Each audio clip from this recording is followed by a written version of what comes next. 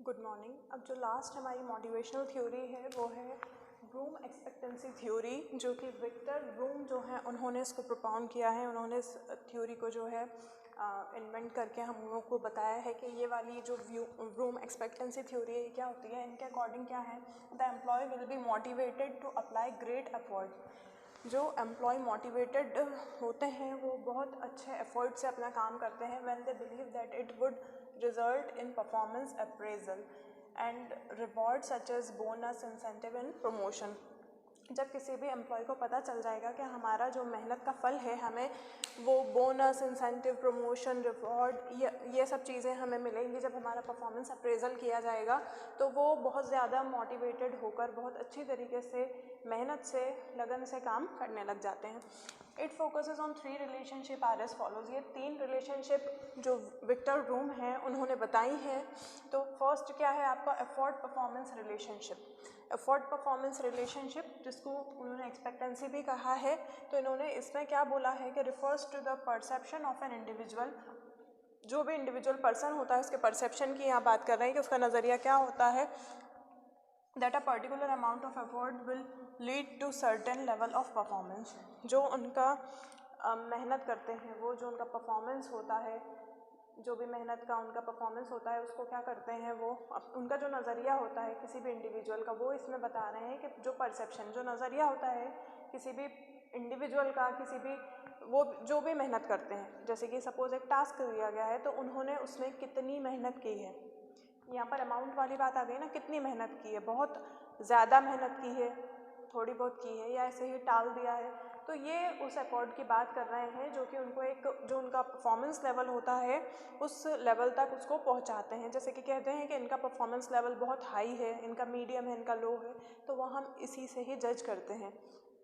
फिर है performance reward relationship, जिसको हम इंस्ट्रूमेंटलिटी बोलते हैं। Refer to the perception individual, यहाँ पर भी वही इंडिविजुअल के जो परसेप्शन की बात हो रही है। If they perform a particular way, वो किसी एक पर्टिकुलर तरीके से किसी काम को करते हैं तो they might get certain reward, उन्हें भी उस चीज़ का रिवॉर्ड दिया जाता है। देखिए यहाँ पर क्या होता है, बहुत सारे तरह के लोग हैं इस दुनिया में, इस संस्था में भी बहुत सारे तरह के लोग होते हैं। सबका कोई भी एक टास्क हम अगर 5 लोगों को देंगे तो वो उस टास्क को 5 लोग 5 तरीके से करने में बिलीव करेंगे। ज़रूरी नहीं है कि सभी लोग बिल्कुल एज इट इज़ एक जैसा करेंगे। कुछ लोगों के पैटर्न सेम हो सकते हैं, काम करने का तरीका एक जैसा हो सकता है, बट सभी एक तरीके से काम नहीं करते क्योंकि सबका परसेप्शन अलग अलग होता है। सबका उस चीज़, जो भी टास्क दिया गया है उसको सॉर्ट आउट करने का तरीका अलग होता है। सबका जो थिंकिंग है, जो उनके क्रिएटिविटी उनके दिमाग में चलती है, सबकी अलग अलग होती है। कुछ लोग ज़्यादा क्रिएटिव होते हैं, कुछ लोग कम होते हैं, कुछ लोग बहुत हार्ड वर्किंग होते हैं, कुछ लोग स्मार्ट वर्क पे बिलीव करते हैं।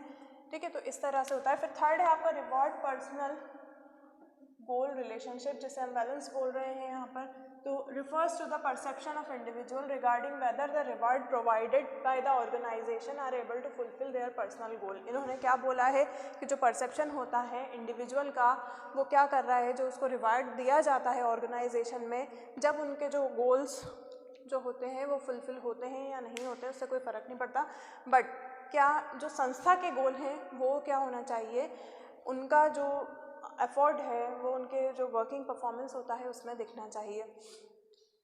अब इन्होंने ये जो डायग्रामेटिक फॉर्म में इसको बताया है वो क्या है, इंडिविजुअल एफर्ट। कोई भी एक इंडिविजुअल एम्प्लॉय है उसके एफर्ट की यहाँ बात की जा रही है। फिर इंडिविजुअल परफॉर्मेंस, ये इंडिविजुअल परफॉर्मेंस। अब इन दो के बीच में क्या आता है, एफर्ट परफॉर्मेंस रिलेशनशिप। उनका एफर्ट और उनका परफॉर्मेंस में क्या रिलेशनशिप है।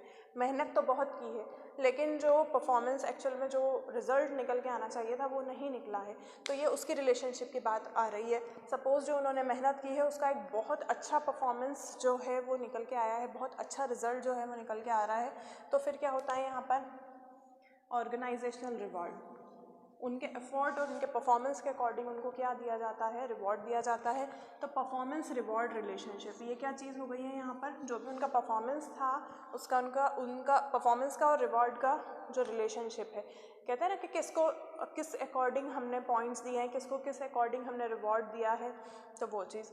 फिर पर्सनल गोल्स, यहाँ पर क्या आ रहा है, यहाँ पे ऑर्गेनाइजेशन रिवॉर्ड के बाद जो पर्सनल गोल्स होते हैं वहाँ तक की हम बात कर रहे हैं। तो रिवॉर्ड पर्सनल गोल रिलेशनशिप, जो रिवॉर्ड दिया है उसका और जो पर्सनल गोल है उनका क्या रिलेशनशिप है वो। तो ये 3 इम्पॉर्टेंट जो हैं ये रिलेशनशिप जो है व्रूम ने दिए हैं, इसलिए उसको उनकी एक्सपेक्टेंसी थ्योरी कहा गया है, क्योंकि यहाँ एफर्ट देखा जाता है, परफॉर्मेंस देखा जाता है, रिवॉर्ड देखा जाता है, फिर उसका गोल से क्या देखा जाता है, रिलेशनशिप देखा जाता है। तो इन जो 3 पॉइंट के ऊपर ये पूरी जो व्रूम एक्सपेक्टेंसी थ्योरी है ये बेस्ड है। अब जो आपकी मोटिवेशनल थ्योरीज थी वो पूरी कंप्लीट हो चुकी हैं हमारे। जो भी अब इसमें आपको कुछ भी ऐसा लगता है कि जो समझ नहीं आ रहा है, जो आपको एक बार और समझना है, तो आप प्लीज़ व्हाट्सएप या कॉल कर लीजिएगा, तो वो हम